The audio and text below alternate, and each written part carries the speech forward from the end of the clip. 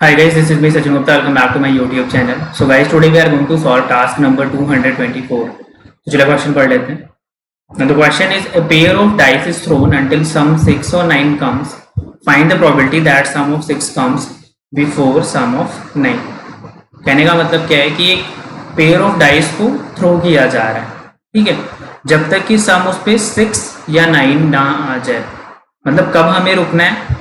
मान लीजिए एक डाइस को, दो डाइस थे हमारे पास, ठीक है, और दोनों को थ्रो किया एक साथ. पहली वाली पे नंबर आ गया 1, दूसरी वाली पे आ गया 5. अगर सम 6 आ जा रहा है तो इसका मतलब दूसरी बार डाइस को हमें थ्रो नहीं करना है. या सम 9 आ जा रहा है तो दूसरी बार डाइस को हमें थ्रो नहीं करना है.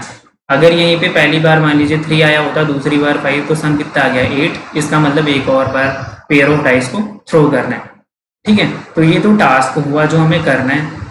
अब हमें किस बात की प्रोबेबिलिटी निकालनी है. Find the probability that sum of 6 comes before sum of 9, ठीक है. तो यहाँ पे देखिए हमें रुकना कब है, ये टास्क कब कंप्लीट होगा, या तो सम 6 आ जाए या तो सम 9 आ जाए. लेकिन प्रोबेबिलिटी हमें किस बात की निकालनी है कि सम 6 पहले आए, उसके बाद सम ऑफ 9 आए, ठीक है.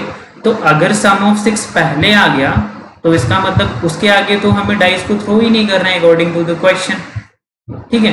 तो इसका मतलब इस बात की प्रोबेबिलिटी निकालनी है कि या तो क्या क्या केसेस हो सकते हैं, या तो सम 6 और 9 इन दोनों में से कोई भी ना आए, और या तो आए तो सम 6 आए. इस बात की क्या प्रोबेबिलिटी होगी. तो ये तो बड़ी आसानी से निकल जाएगा. पहले तो हम कैलकुलेट कर लेते हैं की probability of coming sum eight 6. Sum 6 आए, इस बात की क्या प्रोबेबिलिटी होगी.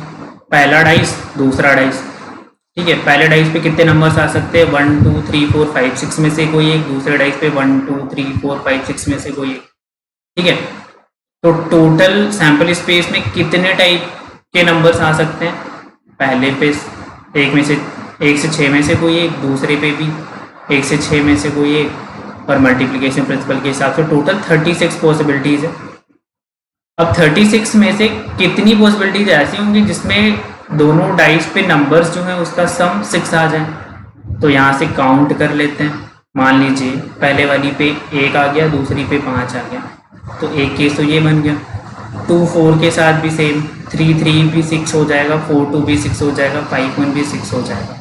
तो टोटल कितने केस बने, 1 2 3 4 5.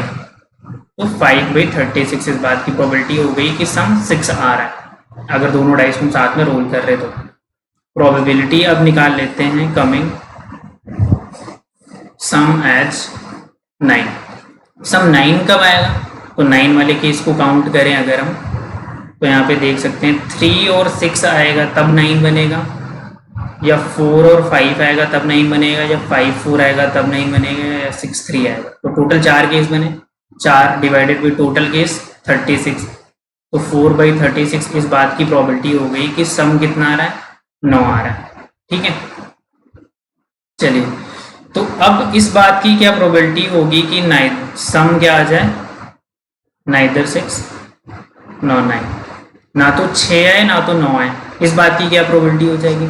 टोटल केसेस 36, उसमें से वो केसेस माइनस कर देंगे जिसमें सम 6 आ रहा है या ना, और सम 9 आ रहा है. तो 6 कितनी केसेस में आ रहा था, 5 में, और 9 कितनी केसेस में आ रहा था, 4 में. तो टोटल 9 केसेस ऐसे हैं जिसमें सम 6 आ रहा है या तो 9 आ रहा है. तो टोटल में से ये 9 केसेस माइनस कर देंगे, तो 36 में 9 हो जाएगा, कितना बचेगा, 27. तो 27/36 इस बात की प्रोबेबिलिटी है कि ना तो 6 आएगा ना तो 9 आएगा, ठीक है.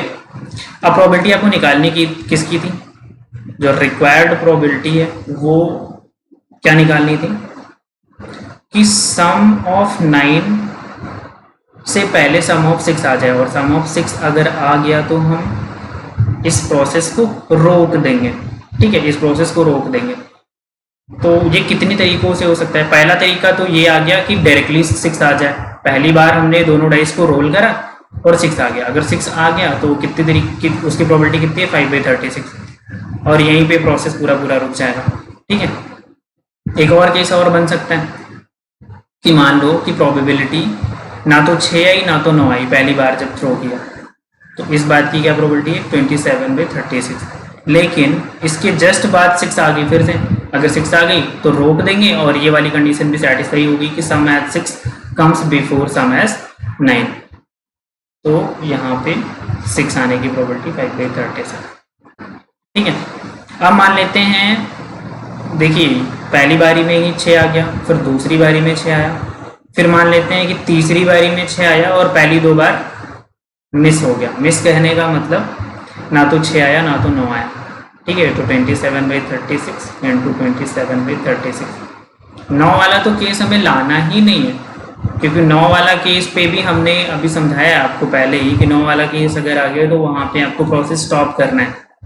ठीक है, और 6 पे भी स्टॉप करना था, लेकिन प्रोबेबिलिटी किस बात की पूछी है कि सम 6 जो है वो 9 के पहले आए, तो 6 अगर 9 के पहले आ रहा है इसका मतलब 9 तो कभी आना ही नहीं चाहिए, क्योंकि 6 पे ही प्रोसेस स्टॉप हो जाएगा। तो तीसरी बार स्टॉप हो गया, फिर ऐसे चौथी बार स्टॉप हो सकता है एंड सो ऑन। ये सीरीज इनफाइनाइट तक सेम पैटर्न फॉलो करेगी। ठीक है, तो इसी को बस ऐड करना है आपको, वही आपकी रिक्वायर्ड प्रोबेबिलिटी हो जाएगी। कैसे ऐड करेंगे, 5/36 को कॉमन ले लेंगे, अंदर क्या बचेगा 1 + 27/36 + 27/36 का whole square and so on, infinite GP बन जाएगा। सम क्या हो जाएगा करके देख लेते हैं, सम क्या बन जाएगा 5/36 times a/1 - r, a/1 - r 27/36। ठीक है, तो 5/36 मल्टीप्लाई विथ 36, ऊपर क्या 36 - 27 is 9, cancel out, 5/9 is the final answer. Okay, thank you.